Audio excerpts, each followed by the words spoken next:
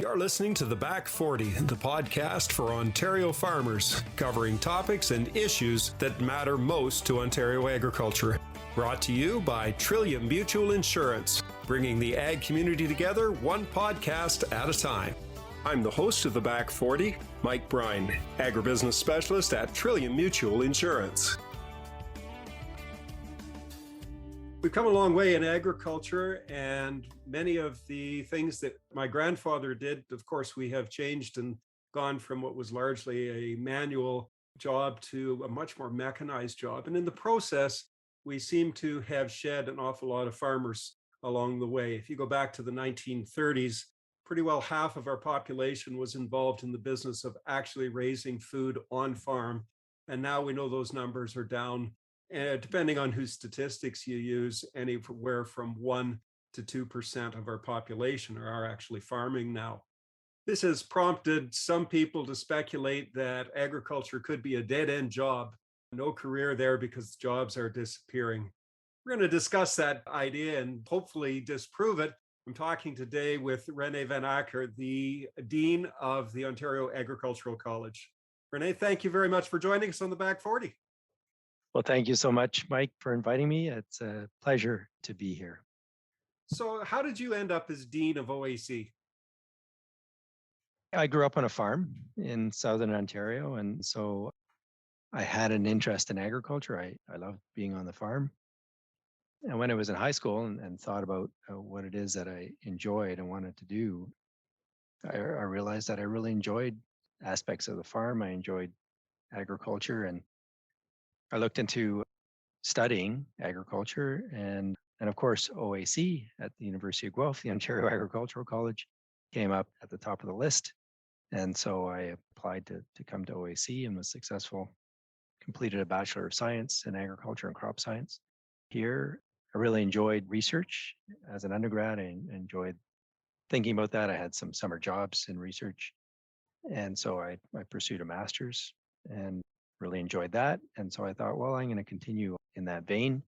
So I pursued a PhD in weed management and ecology in the UK. I was able to get a Commonwealth scholarship to do that.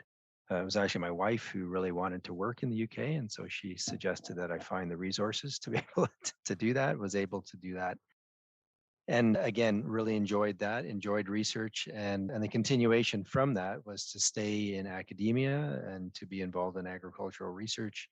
I was lucky enough post PhD to secure a job as a faculty member at the University of Manitoba in Winnipeg. And I conducted weed science research, weed management research. I worked with farmer organizations, field crop weed management there for about a decade, taught diploma, undergraduate and graduate courses while I was there. Really enjoyed that job, loved that work.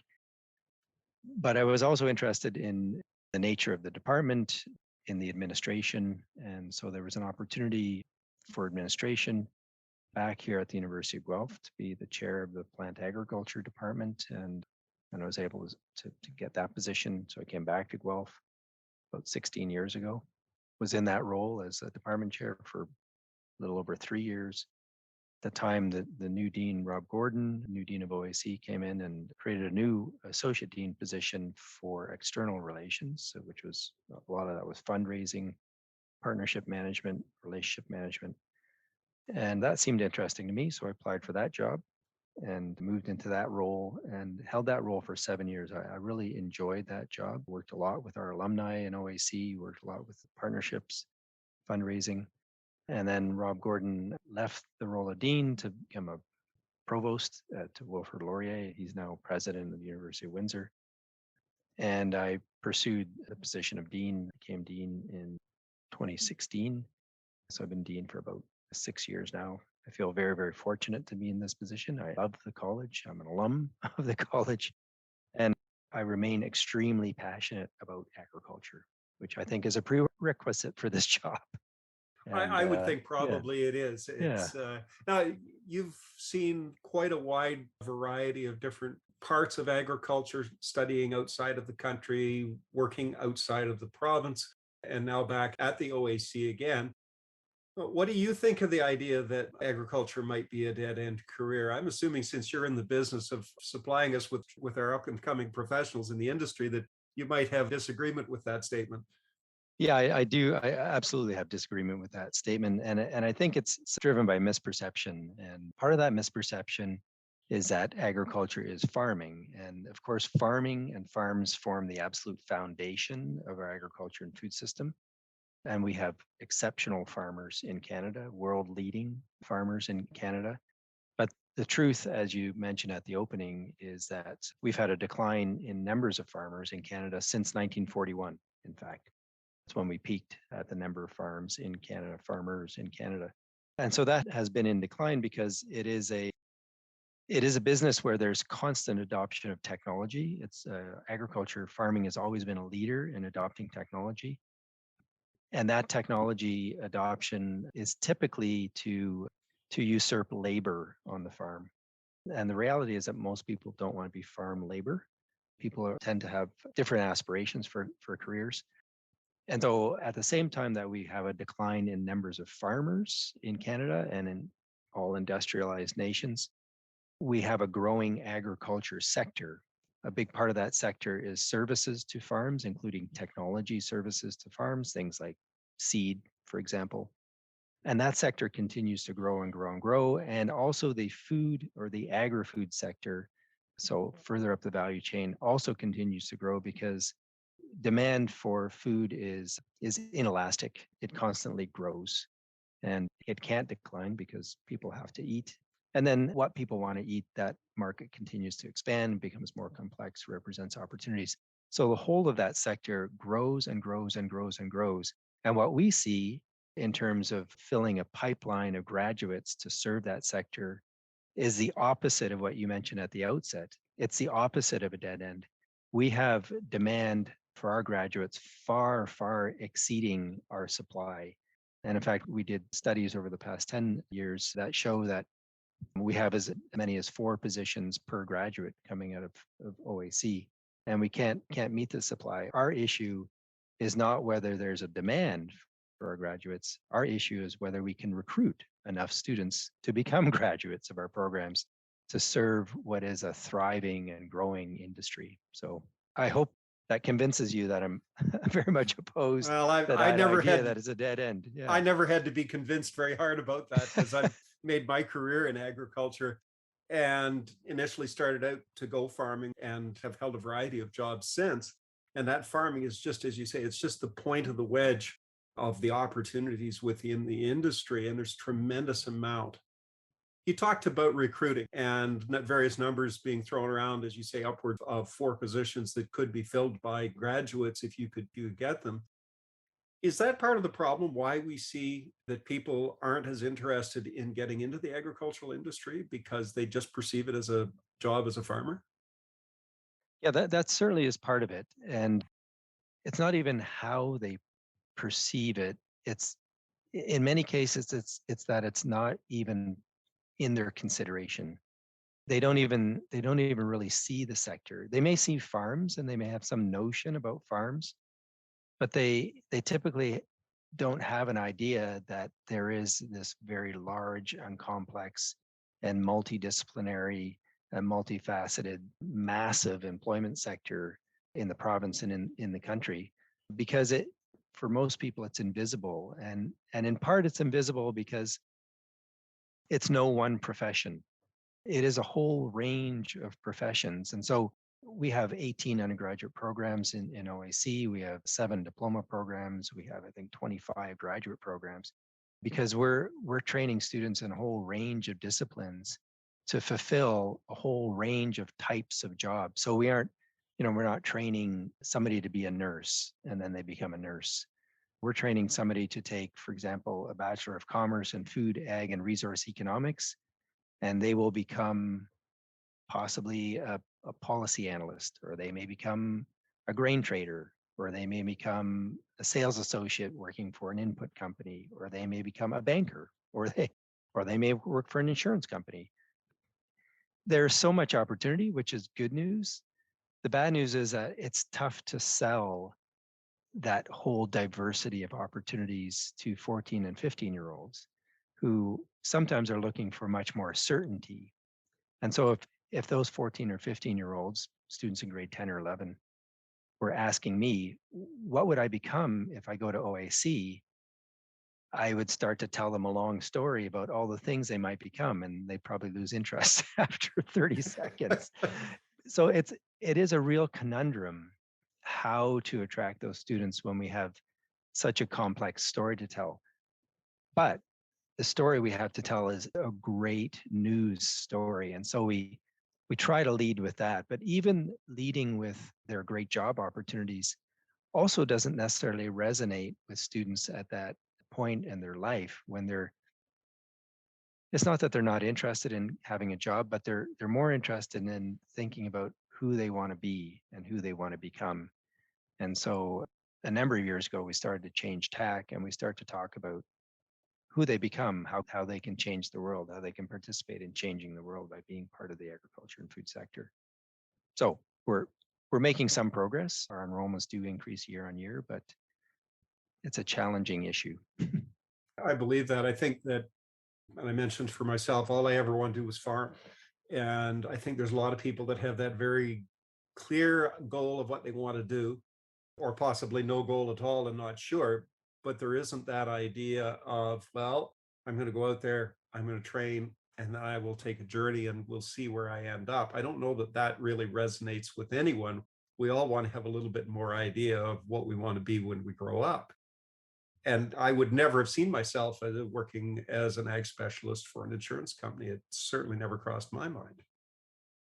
Yeah, and I mean it's a great career, it's a great opportunity, but it's esoteric, right? It's something that not very many people would know about or understand, and it's not something that's going to be featured on a TV show or on Instagram or in popular media, and that's a challenge as well. I mean, what's featured on popular media in terms of career options is pretty narrow in terms of the reality of all employment in the nation or internationally.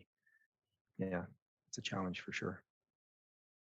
I know that for a fair number of us, as I said, we had half the population involved in actually growing the food.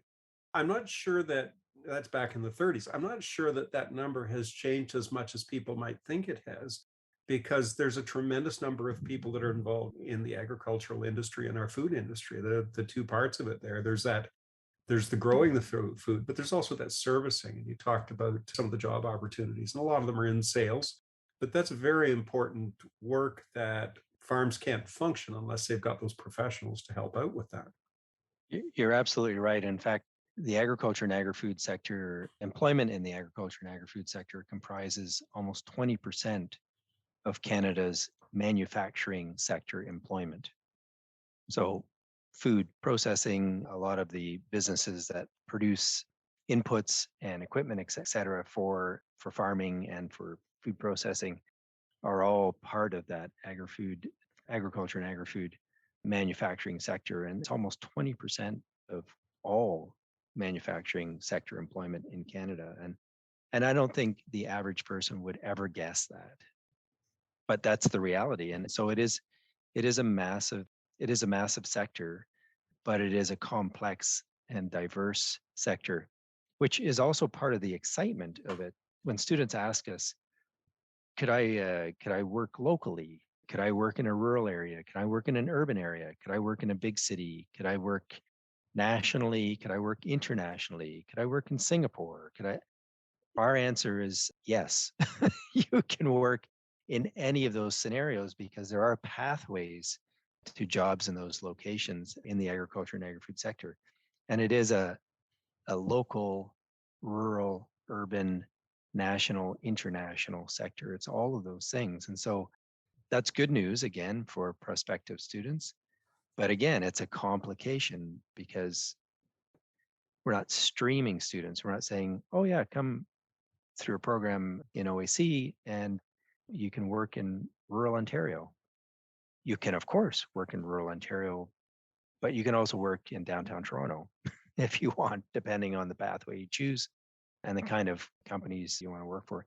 You can also increasingly think about starting your own business, and that may not be farming, but it may be a business that serves farming or serves the agri-food sector in some way, shape, or form.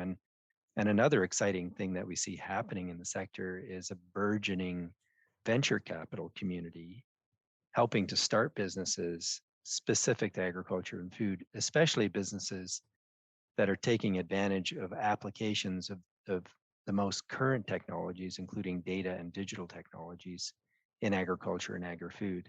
So again, I want to be on the cutting edge. Can I be in the cutting edge and be involved in agriculture and food? Yes, that is absolutely possible. And those students would be getting in at the perfect time because that is just happening now. It's really leading out in places like San Francisco and Singapore, but it's surprising how much has changed even in the last 2 years in Canada in that space. There's a real emerging community there. So again, students who have an entrepreneurial bent and want to apply their skills and make a difference in something that's really important, like feeding people or taking care of the environment, they can do that through agriculture and food. Is your organization in need of funding? Trillium's Roots Community Fund is currently looking to provide money to projects for organizations in Ontario that are agriculturally focused. Applications are now being accepted for Ontario projects, including facilities or equipment upgrades, funding for research, innovation, and much more.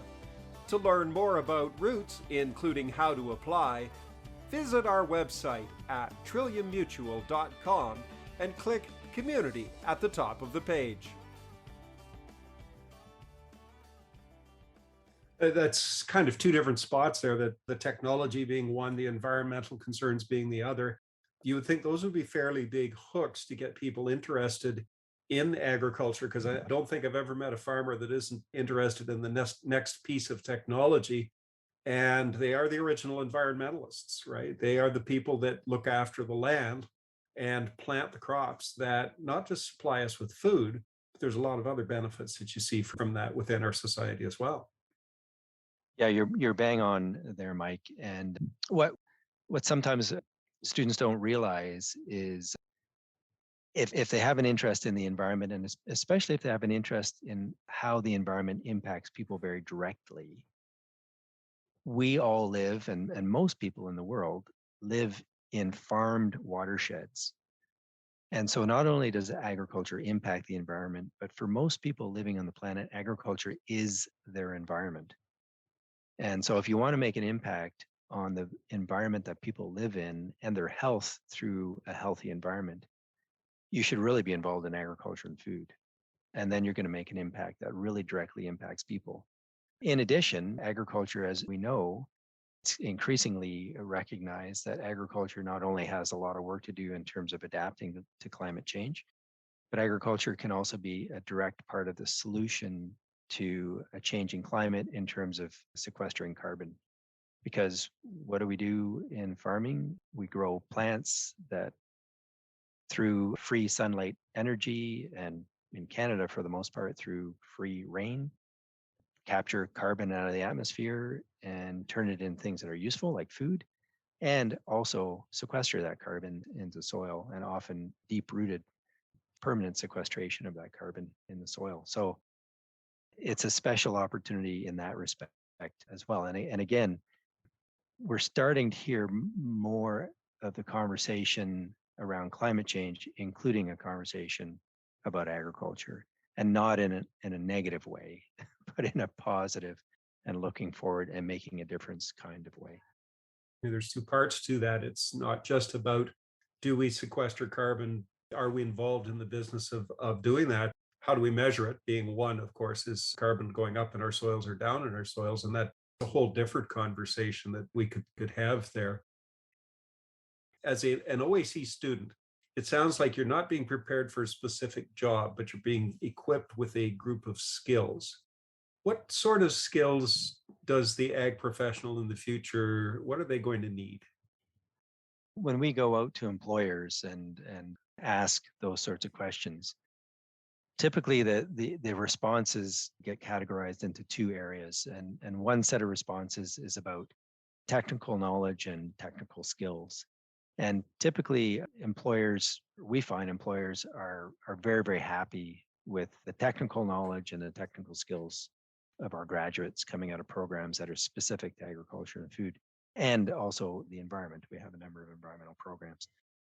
What employers are always asking us for more of is opportunities for students to develop what we used to call soft skills, we now call foundational skills.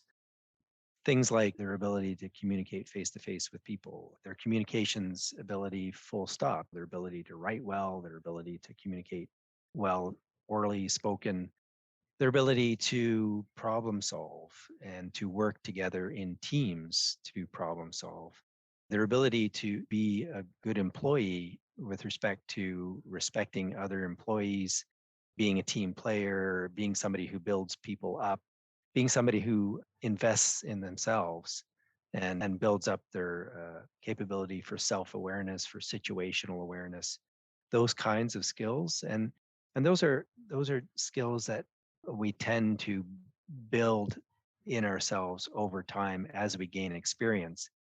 And so one of the ways we're doing that is by ensuring that our students have experiential learning opportunities.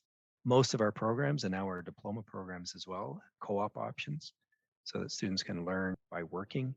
And then increasingly, we're building travel opportunities for our students, gaining an international perspective, gaining perspectives from different people around the world. All of those things help students to build their foundational skills or their soft skills, which I would say employers would tell us are as important and sometimes more important than technical knowledge and technical skills. Yeah. So It, that's what we hear. yeah, it's not just about how well you do the job, it's how well do you fit with the company, and what about the other things that you may need to do, the communication skills that you talk about that are so important. Do you find that's more of a challenge? I know with social media and a lot of texting and other means of communication there's some concerns have been expressed and that we're seeing that people are less inclined to engage on a one-on-one face-to-face basis. Is that a challenge for you? It's not as much of a challenge as might be perceived. And I'm still involved in a fourth year capstone course, as you know. I find being involved in that course very uplifting because the students inspire me. They are enthusiastic, they are quite positive. They have better skills in that respect than I think a lot of people give them credit for. I'm always looking for maybe some better writing skills, not for all students, for some students, better writing skills. But sometimes that also reflects clarity of thinking, and because clarity of thinking can lead to clarity in writing. But we find that students, despite all of the pressures of social media, still are keen on social interaction and still are keen on face-to-face interaction. And I feel very optimistic about our students and their capabilities. And I have to admit, I haven't really seen a decline in that respect. And I've been teaching students for 26 years now, and I haven't really seen that decline. It hasn't been my experience in seeing that decline in capability in students. So I think that's optimistic. And then students that want things to happen will make it happen. Mhm. They'll find a way. They'll find a way. Yeah. And of course, those are the employees you're looking for, right? You're looking for people who will make it happen, right? And those people are always going to be there. There's always going to be people who are go-getters. I think one of the most fun that I've ever had was being involved with the courses at university there as Trillium. We came and presented to that fourth year class and presented them with three problems and told them to go away and come up with a solution for one of them. And I think they had a minute and a half to tell us about it. And the solutions that they came up with were very innovative. As an insurance company, sometimes we looked at them and said, yeah, the regulators aren't going to like that. I don't think we can do that. They definitely thought outside the box, and they were definitely passionate about coming up with an idea that would solve some of those problems. And I think as long as you see that, you certainly have to be optimistic about the kind of grad that's coming out of the OAC. Absolutely, yeah, we are, and I think what Trillium did with us is such a great example of the kinds of things that have to happen.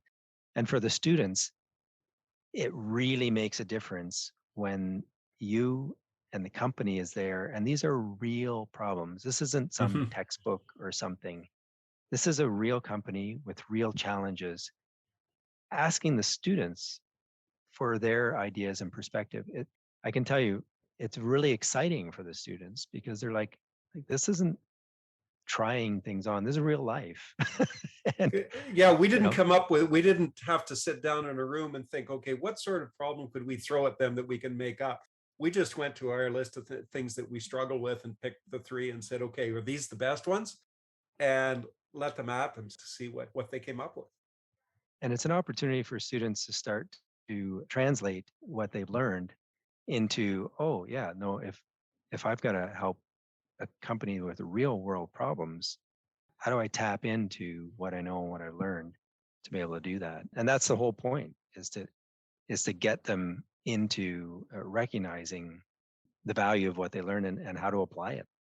Mhm. I know as an example of one of the solutions to one of our problems that we presented was how do we get our message out? And it was suggested that we should do a podcast. Um, and I'm sitting here now doing a podcast. So And there we go. it's useful information that everybody takes back, and we kind of look at ourselves and say, "Oh, that makes a lot of sense. Why didn't we think of that?" Well, it's great having someone Absolutely. else look at your problems and see what they come up with. It's a circle, right? It comes, so it's, oh yeah, so it comes back around. So yeah, that's right. It That's does. that's a great point.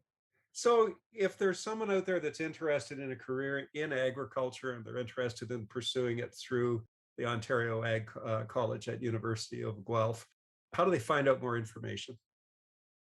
Our website. I mean, we've done a lot of work over the past decade to really cater our website to our number one customer, which is prospective students. And and so the website is really catered to help students to understand what programs are available. But increasingly, the website also has a lot of testimonials from current students. So students can go to the website. There's a lot of video content. They can see what current students or recent graduates are saying. They can gain that advice. They can gain some insight into what it means to be a student in OAC. Students have lots of questions about not only about where the program will take them, but they also have lots of questions about what it's like to be a student at the OAC. And as OAC grads, we understand that the technical part, the courses part, the in-class part is part of your education, but a big part of the education is also the social and the networking part. And something that we've always prided ourselves on in OAC is that we're a very social group.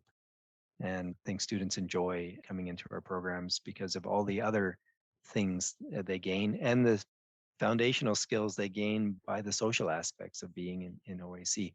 So I would send them to the website. I think it's a place where they can find the most information. And then there are also contacts at the website if they want to know more. There are people they can talk to here, either in our student counseling group or in our liaison and recruitment office.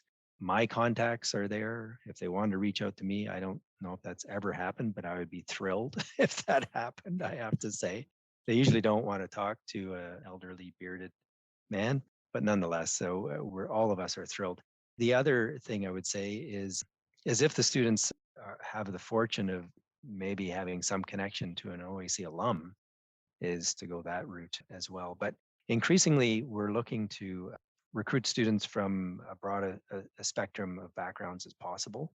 Part because, as you mentioned at the beginning, there's only about 1.5% of Ontarians that live and work on farms. And so the potential pool of students from farms has gotten smaller and smaller and smaller. I would still love to have every single prospective student off a farm come to OAC, but we need more than that. And so we're looking for students who come to us not knowing anything about the sector, and that doesn't matter. It brings a fresh perspective, actually. Absolutely. And that'll make all the difference because the sector wants that diversity of perspectives. They want fresh ideas, smart young people come into the sector and create the future. I know that we've kind of alluded to it, but I'm a graduate from University of Guelph, the Ontario Agricultural College, and a group of friends that I have from my time at University of Guelph, we were discussing that in September it will be 40 years since we started our program there. And I distinctly remember the first day they used to line us up and go through the athletic center, kind of just snake us through to pick up all of our papers because there was no such thing as the internet at that point. Pick everything up there. And I remember looking and thinking, wow, 4 years, that's going to take forever. And that was 40 years ago. And it has taken me places that I would never have dreamed that I would end up. So, Well, and you're a perfect example of a successful alumni from OIC, and like you said, a pathway that you wouldn't have predicted, but a successful pathway nonetheless. enjoy the journey, because don't worry about the destination, because you never know where you're going to end up. I'll give you one last chance. If you had one thought to leave for prospective students and prospective graduates from the OAC, what would that be? The biggest challenges on the planet going forward are rooted in the agriculture and food sector. And those challenges are adapting to and mitigating climate change and feeding people. And those are tremendous challenges that need the hearts and minds of passionate people. And we're looking for the hearts and minds of those passionate people. We're looking for great students who want to make that difference in the world. And they can do that by applying for coming into a program in OAC. So that's my pitch. And on that note, thank you very much for joining us today on the Back 40. Thank you so much, Mike. Really appreciate it. We've been talking with the Dean of the Ontario Agricultural College at University of Guelph, Renee Van Acker. You've been listening to the Back 40, brought to you by Trillium Mutual Insurance. Be sure to subscribe to the Back 40 wherever you find your favorite podcasts so that you don't miss an episode. The Back 40, bringing the ag community together one podcast at a time. I'm Mike Brine. Until next time, take care and stay safe.